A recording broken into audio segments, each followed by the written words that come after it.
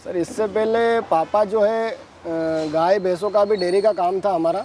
200 से लगभग 400 जानवरों के बीच में वो करते थे। सर इसमें उतनी मगजमारी नहीं है, थोड़ा सस्ता काम पड़ता है। ये फ़ायदा है सर ये वेंटिलेशन है, जो भी अब ये टीन का शेड है पूरा चद्दर का, इसमें गर्मी होती है तो जो सफोकेशन होता है, जो गर्म हवा रहती है, ये वेंटिलेशन से बाहर निकल जाती है।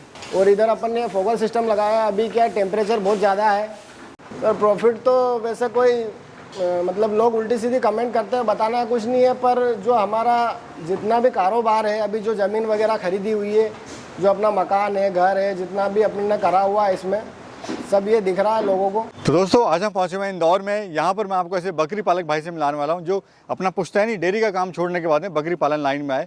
दोस्तों अक्सर आप लोग कमेंट करते हैं कि हम डेयरी फार्म करें या फिर बकरी पालन करें। आज की इस वीडियो में हम बात करने वाले हैं डेयरी फार्म वर्सेस बकरी पालन के बारे में, कौन सा बिजनेस आपको करना चाहिए।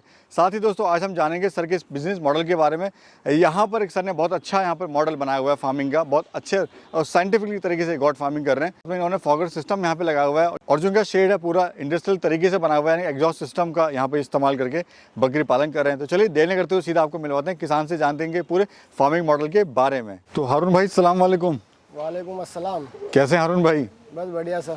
जी सर, मेरा नाम हारून पटेल है और अपना एड्रेस है राव पीतमपुर रोड, सोनवाई गांव, मध्य प्रदेश। हारून भाई इससे पहले आप क्या कर रहे थे मुझे बताइए। सर इससे पहले पापा जो है गाय भैंसों का भी डेयरी का काम था हमारा। 200 से लगभग 400 जानवरों के बीच में वो करते थे। 10 से 15 साल वो काम किया। उसके बाद इसमें लेबरों की समस्या ज़्यादा आ गई, तो उस कारण अपन बकरी फार्म पे आए। इसमें क्या, अगर 200 जानवर भी है तो 1-2 लेबर कर सकती है और घर के लोग खुद भी। यानी पहले आपका डेयरी फार्म था और 400-500 गाय भैंस थी, तो सर इतना बड़ा बिजनेस बंद करके आप ये बकरी पालन में कैसे आना हुआ आपका? सर इसमें उतनी मगजमारी नहीं है, थोड़ा सस्ता काम पड़ता है ये गाय भैंसों के मुकाबले। उसमें टाइम समय ज़्यादा देना पड़ता है अपने को। सुबह 3 बजे उठो, फिर दूध निकालो, फिर कहीं आ जा नहीं सकता आदमी, उसमें एक तरह का बन जाता है। और इसमें सुबह शाम इनको दाना चारा डाल के आदमी कहीं भी जा सकता है और इनको 100 जानवर संभालने के लिए एक आदमी परफेक्ट है। तो सर कितनी बकरियों से आपने शुरुआत करी थी और अभी टोटल कितनी बकरियां, खर्चा क्या आया था आपको स्टार्टिंग में? सर ये पापा ने एक बकरी से करी थी, वो भी देसी बकरी से। उसके बाद उस समय को हो गया तकरीबन 40 साल और मेरी एज है अभी 30 साल और 15 साल से मैं खुद ये काम कर रहा हूँ फार्मिंग का, बकरियों का। और पहले अपने पास देसी नस्ल थी, धीरे धीरे ब्रीड सुधार पे काम करते करते अपन ये ब्रीड पे आए हैं। तो स्टार्टिंग में आपने एक बकरी से करी सर? जी सर।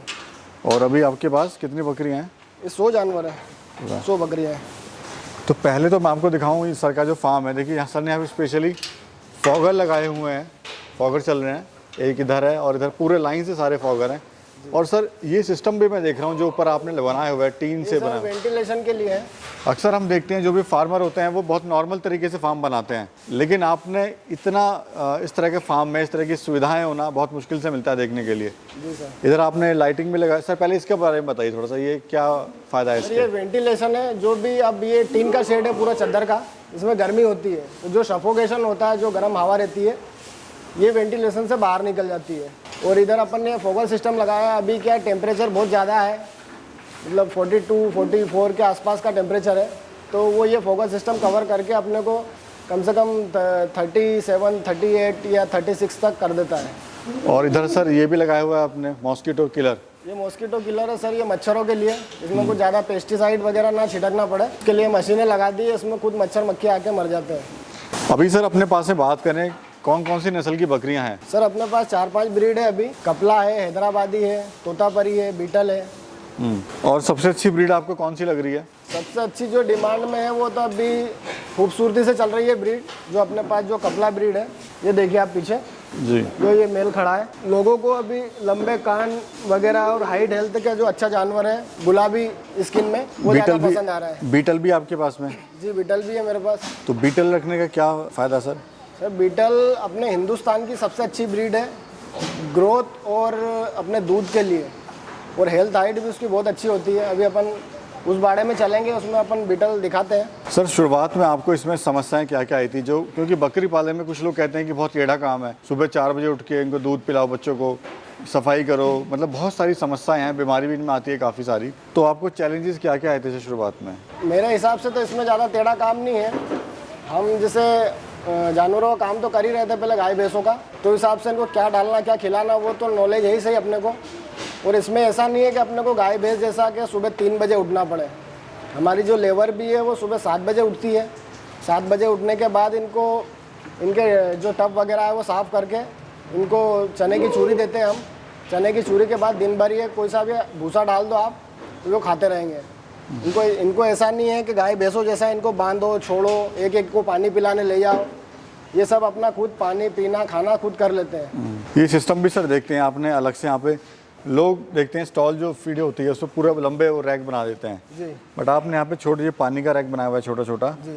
और उधर आपने इधर से ये सर रीज़न क्या है कि अलग अलग आपने इतने सारा, इसमें कॉस्टिंग भी ज़्यादा आई होगी आपको? हाँ सर, ये जैसे अभी बरसात का टाइम आएगा तो अभी खिलाने में दिक्कत आएगी। वैसे हम बाहर ही खिलाते हैं इनको, पर बरसात के समय में क्या फिर जानवर अंदर ही रहता है, कीचड़ हो जाता है, कीचड़ से जानवर को थोड़ी एलर्जी है तो ये अंदर ही खाएगा। फिर तो बरसात के टाइम में खिला नहीं पाएंगे तो इसलिए ये अंदर बनाए अपन ने ये केजेस। और एक सलंग बनाने का एक रीज़न दूसरा भी है, एक जानवर इधर से मारेगा तो पूरी ट्रे इकट्ठी कर देगा वो, इसलिए ये अलग अलग पार्टीशन में बनाए हुए हैं। अभी सर बात करें आप कितना इनसे प्रॉफिट ले लेते हो? सर प्रॉफिट तो वैसे कोई मतलब लोग उल्टी सीधी कमेंट करते हैं, बताना कुछ नहीं है, पर जो हमारा जितना भी कारोबार है, अभी जो ज़मीन वगैरह खरीदी हुई है, जो अपना मकान है, घर है, जितना भी अपने ने करा हुआ है इसमें सब ये दिख रहा है लोगों को। प्रॉफिट ऐसे अलग से अपन कुछ बताते तो लोग उल्टी सीधी कमेंट करते हैं, जिससे चल नहीं पाता है जिन लोगों से वो फिर गलत कमेंट करते हैं। पर इसमें ऐसा भी नहीं है कि अपना एकदम से आके चल जाए, इसमें काफ़ी मेहनत लगती है। जी जी, बहुत सालों का तजुर्बा है इसमें। अब सर लोग क्या है ना, बकरी पालन तो करना भी चाहते हैं लेकिन समस्या आती है कि सेल कहाँ करें, कहाँ बेचें इनको। ये मुझे थोड़ा बताइए अपने तजुर्बे से कि अगर कोई हमारा किसान भाई शुरू कर रहा है तो वो कहाँ बेचे बकरी को? सर पहले जब पुराने टाइम में हम करते थे उस समय बहुत समस्या थी कि जानवर को ले जाके हमको बाज़ार बेचना पड़ता था, जैसे हाट बाज़ार जो लगते हैं वहाँ पर बेचना पड़ता। आजकल अपना सोशल नेटवर्क इतना तेज़ है कि आप किसी भी चीज़ पे आपके जानवर को डालो तुरंत बिकेगा। व्हाट्सएप है, इंस्टाग्राम है, फेसबुक है, तो आपका जानवर तुरंत बिकेगा। बस ये है कि आपके जानवर में क्वालिटी होना चाहिए। अच्छी क्वालिटी का जानवर रखेंगे आप तो आपके घर से जानवर बिकेगा। अब सर थोड़ा सा इसका गणित समझते हैं, बकरी पालन में क्या गणित है, क्यों लोग कहते हैं कि प्रॉफिटेबल बिजनेस है, वहीं कुछ लोग कहते हैं ये नुकसान का बिजनेस है? जी सर, दोनों का नज़रिया अलग अलग है।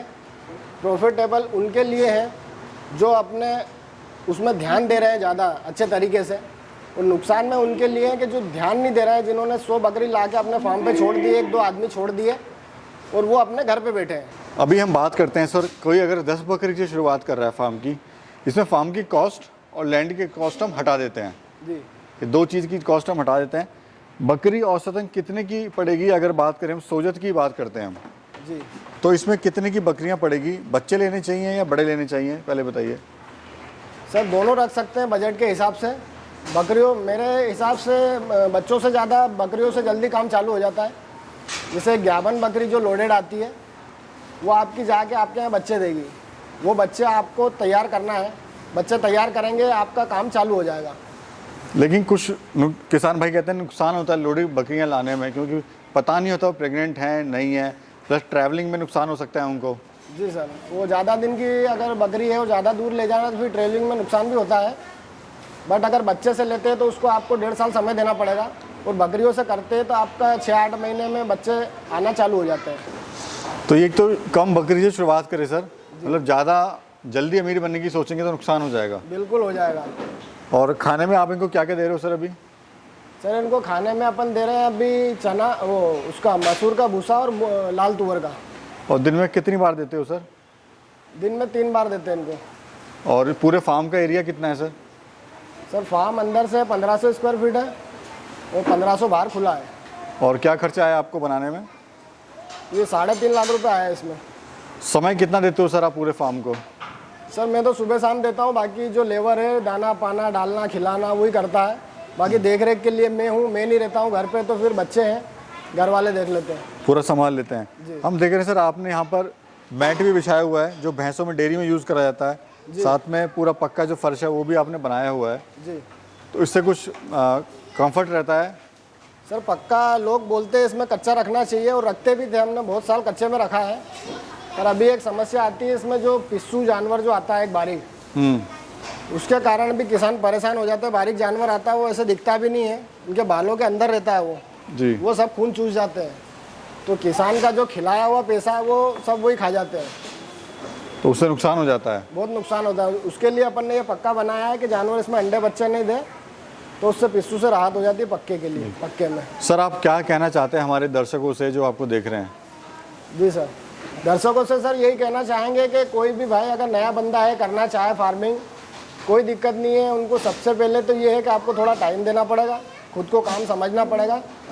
उसके बाद अभी जो मैं जो कर रहा हूँ, हमको काफ़ी समय हो गया, मेरे पास लेबर है। कुछ लोग क्या करते हैं, शुरू से लेबर ला के छोड़ दी, आप चले गए बाहर, तो वो लेबर नहीं कर पाएगा, उसको ही नहीं पता है कि क्या करना है। अगर आपको पता रहेगा तो आप बताएंगे लेबर को कि भैया ये काम सुधर रहा है या ये बिगड़ रहा है, तो आप ऐसे करो। लेबर को खुद को नहीं पता है। लेबर का तो ये रहता है कि भाई दिन जाए और पैसे आए, उसका दिन पूरा हुआ, उसके पैसे आए, उसको कोई मतलब नहीं। आपका जानवर बीमार है, कोई खा रहा है नहीं खा रहा है, उसको इस चीज़ से कोई मतलब नहीं रहता। तो आपको खुद को समय देना पड़ेगा, खुद को ये काम समझना पड़ेगा। आप अगर खुद समझ के कर सकते हो तो फिर आगे बढ़ सकते हैं। चलिए, बहुत बहुत शुक्रिया सर, धन्यवाद। जी सर, धन्यवाद आपका भी। आप आपका कीमती समय दे के यहाँ वीडियो बनाने के लिए आए। धन्यवाद।